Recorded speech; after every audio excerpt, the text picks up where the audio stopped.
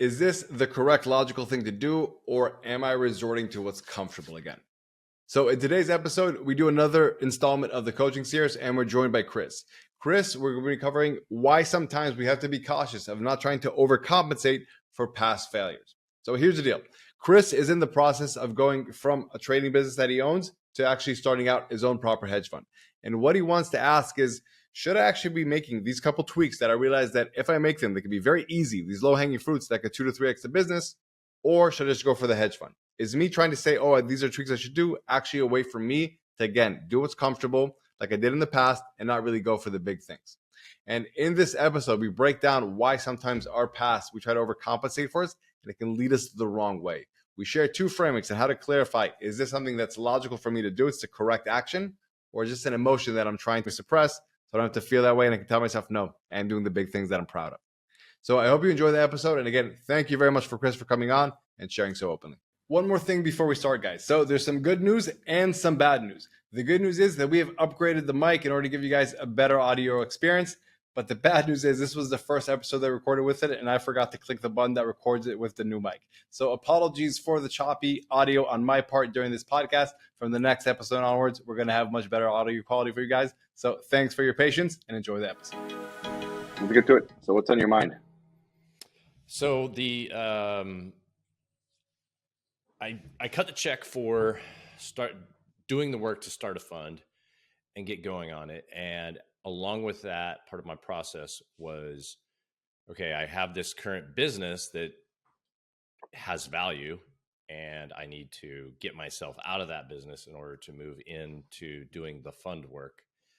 And I had a number of conversations, handful of conversations with different people who were looking to acquire the business in a couple of different ways. And I realized that there was a lot of really low-hanging fruit that could be done on the business that actually would have high impact. All I had to do is, let's say, spend 6 months of work. I could triple or quadruple that. The opportunity for doing such a thing is like, it seemed like a smarter play with high impact. One of the, part of doing the fund and part of all of that is coming into the fund with your own capital and having it being, significant enough too, in addition to paying the legal fees and, everything getting up and running. So as I was doing it, that I realized in addition to that, there were a lot more expenses that I hadn't fully discovered at the time. So about a week ago is when I reached out and said, okay, am I doing the thing again where instead of taking the home run swing, I'm going for a double here? Because even I have to question myself. Yeah. So great question. So basically, from what I'm understanding, you're asking, should I actually just go ahead with the fund, or should I wait a minute, optimize this, then I can get a bigger exit out of this that would leverage the fund, so to speak? Is that accurate? That's about, yeah, that's that. And then there's one other thing on the side of that where I had a chance to speak with Ben about this, and perhaps him and I might work together on a situation that would be in the sense of, the business that I triple in value or whatever becomes an asset into the fund, and we do a private equity version as opposed to the hedge fund version. So, okay. So let me ask you this. If somebody else was in your situation, you knew their exact, all these details and all that, what would you tell them is the smart, let's say 2 or 3 year play? If they're looking at a 2-3 year trajectory, what would be the smart play for them to do? A smart 2 or 3 year play. Yeah. When you look at it for 2 to 3 years, it makes a lot of sense to just say, well, let's, continue to 25% time work on the fund and more than 75% time working on the business is actually more than I had been really focused, I should say, more than I'd done in the past. So that's in that framework, it's very easy. Makes a lot of sense. Great. So also, would you tell them there's any cutoff? You say do this 75% work on the old business for 6 months or 8 months, or until there's certain benchmarks that are hit. Like basically you say, okay, these are all the low hanging fruit. Once we've knocked these out, then transition. Is there anything along those lines you can also clarify?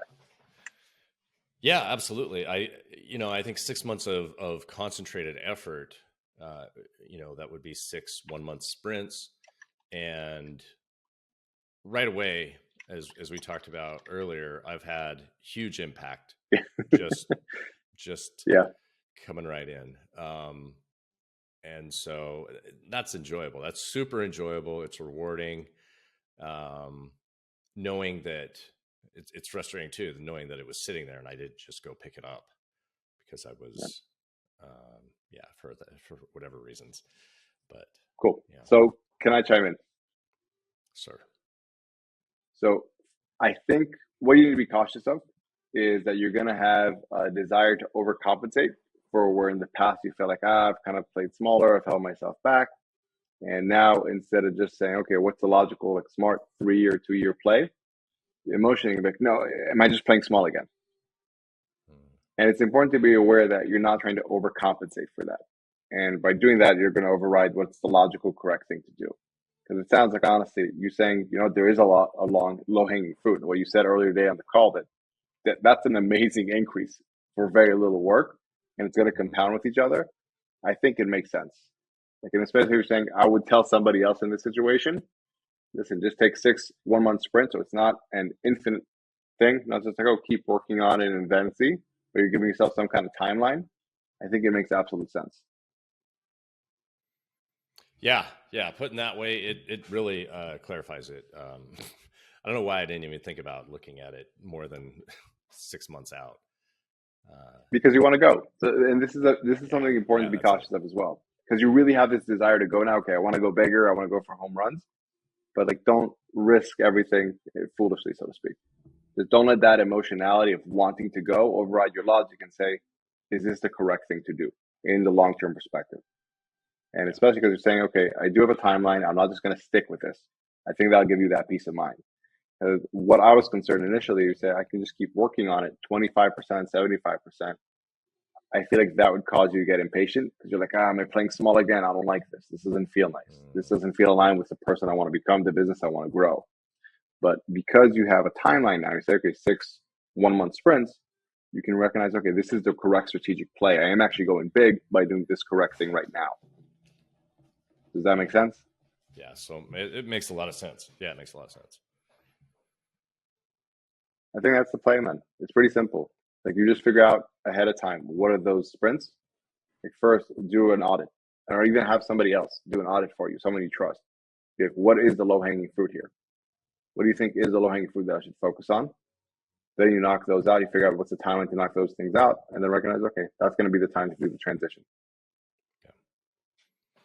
That's the game I ran on my own. I haven't even asked somebody to come in and do it for me. I just did it on my own, and that's exactly where of course, with our session last week, with the month planning on the month, I was just doing that process of auditing my business, and I said, well, what if I just doubled it? Because what if I just went for a double this month in my subscribers and see what that would do, and just putting that little bit of effort on it actually did it. And that as I kept going, I realized, okay, I've got a lot of low hanging fruit here. So yeah, I would definitely want to bring somebody more experienced on, or from a different unemotional perspective. It's exactly that. It could be someone who's actually not as good as you, but just because you're not emotionally invested in it, they'll be able to see some other things. And you can just get a more objective perspective. These are low-hanging fruits, and these are not low-hanging fruits. And therefore, these are the things that could pull you just be comfortable to work on, but they're not actually going to make a big impact. Yeah. Yeah.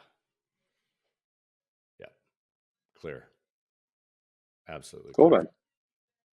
Is it absolutely done, or do you have any other questions around this stuff? I mean, it felt a little not existential, but it felt as if I was just and working through it. But this was 7 days ago when I said, hey, let's do this.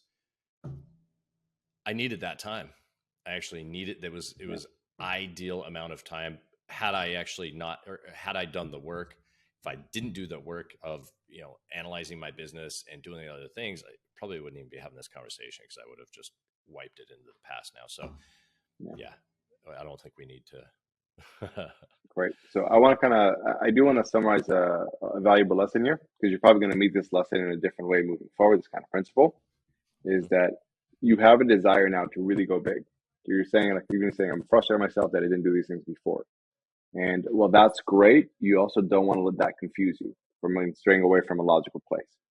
So whenever you're in a situation like, am I just holding myself back, or am I doing the right thing here? For example, I'm investing in the current business instead of going for the next one. A simple way to ask yourself is, what would I recommend somebody else do on a long-term basis? Gotcha. That immediately puts yourself out of it and causes you to think a bit bigger and broader, because this is probably going to come up in a different way as well down the road. And that's just the way you can keep things in check and make sure, okay, I'm making really smart, practical decisions that will help me. Yeah. Yeah. Cool. So per actions, do you want to put in for the month of April into your goals? The one, find somebody to do an external audit.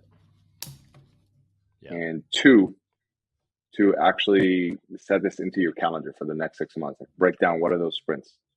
Is that feasible to lock in by April? That you'll have locked in the calendar and you found somebody to do the external audit. Yeah, I have I've actually done a good amount of that 6-month sprint type work. I actually did it down to closer 6 weeks. So that actually, probably by the end of April, I would redo what I would look at, because that would give me a full month of data and do it. But yeah, I absolutely. So if I give myself October is my 6-month mark. So yeah, so right now, action item 1 would be find somebody to do an external audit. Action item 2 would be run April. Action item 3 would, from the results of April, plan out the next 5 months. Yeah. And it could be also that the audit you give him, because again, you don't really know how much low-hanging fruits are right now. So you can ask him during his audit, what would you do if you only had three months to work on this business? What would be the most crucial things? Then if you had 6 months, what would be the most crucial things you would do in the latter 3 months? Then you can really break things down from that perspective as well. Because you don't want to give him just an arbitrary number of 6 months, because he might recognize, you know what, there's only a couple things to do here, and then I can kind of give you more stuff to do, but it won't really be impactful. Yeah. Okay. Yeah. Excellent. Notes. Cool. You feel you're set, man? Ready to go on this? I'm excited. Awesome. Cool. Yeah, super impactful as always, Itamar. Thank you for listening to the Emotional Fortitude podcast. Please tell a friend if you enjoyed it and found value in it. 3 last things before you go, though. If you feel like someone else with your exact skill set and abilities could be accomplishing more than you currently are, that's a mindset and emotional access issue. And here are 3 ways I'd love to help you conquer any internal limitations, go big, and win. 1, 3 Quick Ideas Tuesday newsletter. It's a weekly email with 3 quick ideas around one aspect of elite performance and how to approach it differently to get better and faster results. People say it's the most thought-provoking and impactful 2 minutes they spend in their inbox each week. It's easy to sign up to and easy to cancel, and you can sign up at itamarmarani.com/3ideas. 2 is the Emotional Fortitude micro course.